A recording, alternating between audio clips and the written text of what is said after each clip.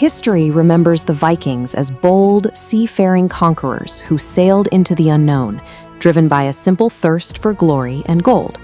But look at the archaeological map. Deep in the Scandinavian soil, we find massive hordes of Arab silver dirhams. It is a geographical anomaly that points to a specific, high-volume trade route with Middle Eastern origins. Then there are the Salme ship burials in Estonia. They reveal that organized, violent raiding was already happening in the Baltics, nearly a full century before the famous attack on Lindisfarne in 793. When we put these pieces together, the standard story breaks down. Middle Eastern silver and highly organized warfare suggest something much more complex than the simple looting of coastal monasteries. These clues point to a hidden commercial engine that fueled the entire Viking Age, a massive intercontinental industry built on the trade of human cargo. This economy centered on the Thrall, or Thrall. They were the absolute bottom of Norse society, a caste of people legally classified as property and stripped of every basic human right. The need for this labor began with a demographic crisis at home. In early Scandinavia, the cultural practice of selective female infanticide led to a severe shortage of women. That shortage sparked the first outward raids. These were targeted missions aimed explicitly at seizing foreign women to be brought back for forced marriage and concubinage. These kidnappings quickly scaled into a systematic industry. Undefended monastic sites and Baltic villages became prime targets for capturing monks and pagans to be moved as bulk commodities. Survival in the harsh Nordic environment required constant back-breaking work.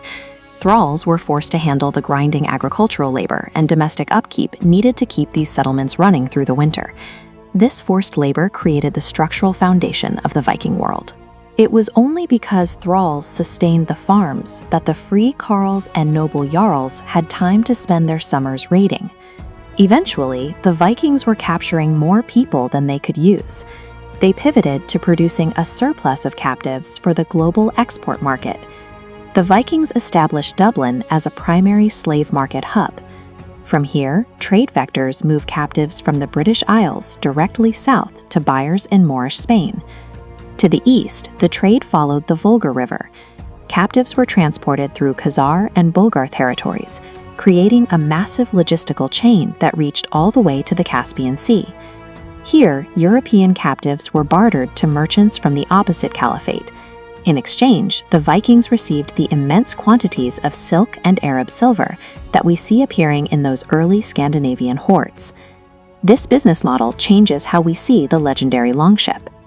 Beyond its role in war, it was a highly efficient cargo vessel, designed with the capacity to carry substantial human cargo across thousands of miles. The decline of this slave economy was triggered by the spread of Christianity. As the church took hold in Scandinavia, it introduced new taboos that prohibited the enslavement of fellow Christians, cutting into the available supply of captives. There was also an economic shift. As Norse society became more settled, big landowners found that feudal tenant farming was more profitable and easier to manage than the cost of housing and feeding thralls. Through manumission, many thralls eventually earned their freedom. They assimilated into the culture, leaving permanent genetic and cultural footprints across these historical trade hubs, from Scandinavia to modern Ireland. The wealth and the discoveries of the Viking Age are often celebrated, but they had a specific human cost.